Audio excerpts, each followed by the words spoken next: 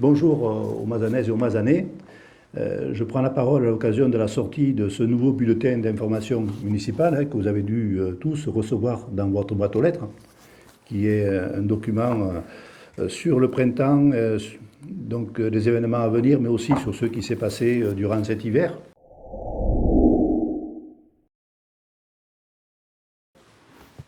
Je voudrais tout d'abord saluer l'arrivée dans notre commune de 4 réfugiés ukrainiens. C'est bien malheureux tout ce qui leur arrive chez eux. Et ces gens-là sont déracinés donc à plusieurs milliers de kilomètres de leur domicile, puisqu'ils sont de Kiev. Donc ils sont 4. Il y a Natalia et Katerina, qui sont des adultes, et puis 2 jeunes, donc Yehor, qui est au collège, et Matvei, qui est un bébé, un jeune enfant de 2 ans. Donc je voulais leur souhaiter la bienvenue et en même temps vous demander, lorsque vous les croisez dans le village, de bien les accueillir, puisque ces personnes-là ne parlent pas du tout français. Ils sont pris en charge à la fois par la commune, puisque nous mettons à leur disposition la maison Gondouin, où ils sont hébergés. C'est une maison avec un jardin, donc dans de bonnes conditions. Ils sont pris en charge aussi par le CCAS et par les organisations caritatives, la Croix-Rouge, le Secours catholique et le Restaurant du Cœur. Donc, et puis un certain nombre de commerçants aussi les aident pour l'alimentation.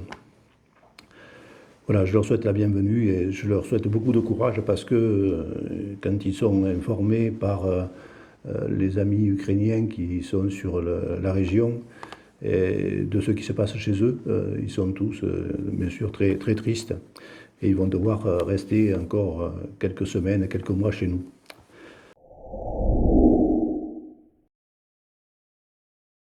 Je voudrais également parler des sujets d'actualité. Tout d'abord, c'est les travaux que nous avons sur le village.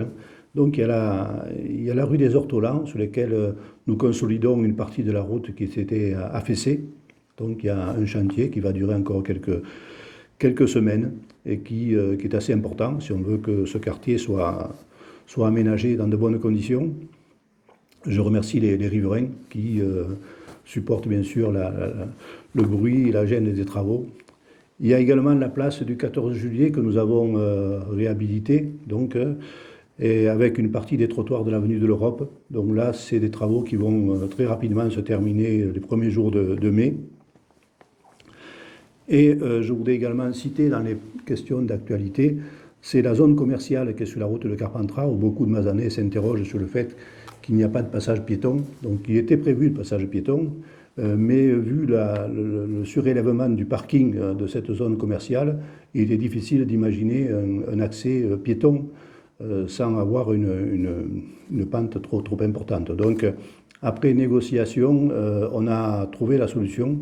Donc dans quelques jours, ça prendra quand même au moins une semaine ou deux, il y aura un aménagement piéton qui permettra d'aller de la zone commerciale au rond-point qui est au niveau du collège. Donc ça permettra aux Mazanaises et aux Mazanais de traverser en toute sécurité.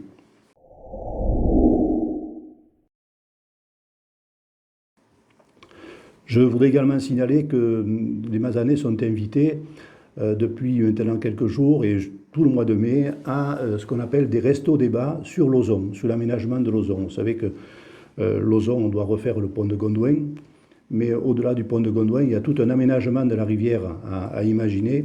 Et pour ça, donc, avec le concours de l'EPAGE, l'organisme qui gère l'Ozon, mais également avec l'INRA et l'ORAV, on a une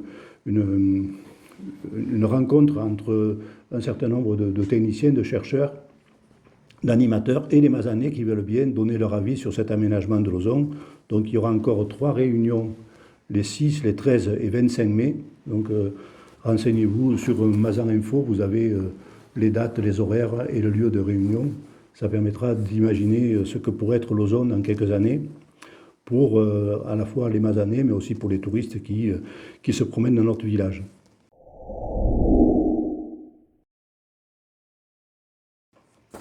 Dans les dates à venir, je voulais souligner que donc, pour le 1er mai, nous ne ferons pas la course de la solidarité parce que c'était une course qui revenait finalement plus cher que ce qu'elle leur apportait au niveau de l'organisation. Donc on a préféré mettre en place cette année un vide-grenier de la solidarité. Donc c'est le CCAS qui gère ce vide-grenier et qui donc accueille un certain nombre de personnes de Mazan qui veulent bien mettre en vente, comme ça se fait dans tous les vide-greniers. Chaque exposant pourra venir, peut s'inscrire d'ores et déjà, et participera à hauteur de 10 € pour 5 mètres d'exposition. Donc c'est le CCAS qui va recevoir la participation et qui le reversera en totalité aux associations caritatives, comme ça se faisait chaque année. Au niveau du 8 mai, on va faire un petit changement. La cérémonie du 8 mai va se faire non pas sur la place du 8 mai, où il y a quelquefois des problèmes d'organisation, notamment un petit peu techniques. On a décidé avec la Philharmonique qui anime cette manifestation et également les anciens combattants de faire cette manifestation, cette cérémonie sur la place du 11 novembre, donc la place de la mairie. Ce sera beaucoup plus facile d'accès pour tout le monde. Et en même temps, on aura le 25 avril. Le 25 avril, on aura la cérémonie de la déportation. Donc, normalement, la déportation, ça se fait le 24 avril. Mais bon, le 24 avril, c'est un dimanche et c'est un jour d'élection. Donc, on a déplacé, avec l'accord de la préfecture, on a déplacé la cérémonie au 25. Ça se placera là, sur la place de la Résistance. Alors n'oubliez pas, mais ça je sais que vous le savez tous, que le dimanche 24 avril, il y a le deuxième tour des élections présidentielles, donc il faut venir nombreux voter pour qui vous voulez, mais vous votez, c'est important. Et je le répète parce qu'il y a encore quelques personnes qui avaient oublié, c'est que les 6 bureaux de vote se tiennent tous au COSEC, donc c'est important, vous venez au COSEC, vous avez les 6 bureaux de vote. Il y a quelquefois, à certaines heures, il y a un petit peu de monde. Je sais qu'au premier tour, certains d'entre vous n'étaient pas très satisfaits parce qu'il faisait très très beau et tout le monde voulait voter entre 10h et 11h, donc c'est compliqué. On a quand même 5300 électeurs, donc forcément il y avait un petit peu de queue. Mais là, pour le deuxième tour, bon, j'espère que ça sera un petit peu plus fluide et que tout le monde pourra s'exprimer.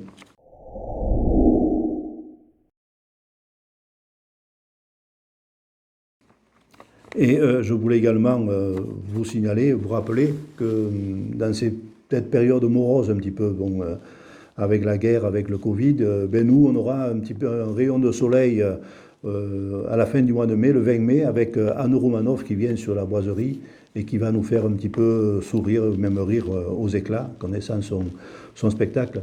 Donc je vous invite tous à retenir vos places parce qu'il ne reste plus beaucoup de places. Donc c'est important pour ceux qui veulent venir de réserver dès maintenant pour prendre un petit peu le sourire en fin de mois de mai, après cette période morose. Et puis, je vous souhaite à tous un beau printemps, de belles fêtes de printemps, de belles fêtes de fin de scolarité, parce qu'on n'aura pas l'occasion de se revoir ou de s'exprimer avant le début du mois de juillet. Donc, merci à tous. Et puis, n'hésitez pas, le samedi matin, il y a des élus qui vous attendent, qui sont sur le marché des producteurs et qui peuvent vous recevoir.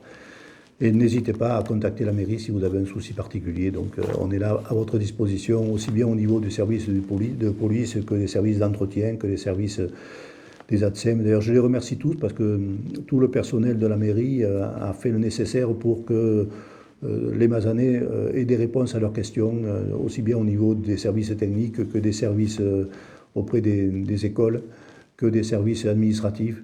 Tout le monde se met en quatre, CCAS compris, police compris, pour rendre service aux Mazanais. Merci et bonne continuation.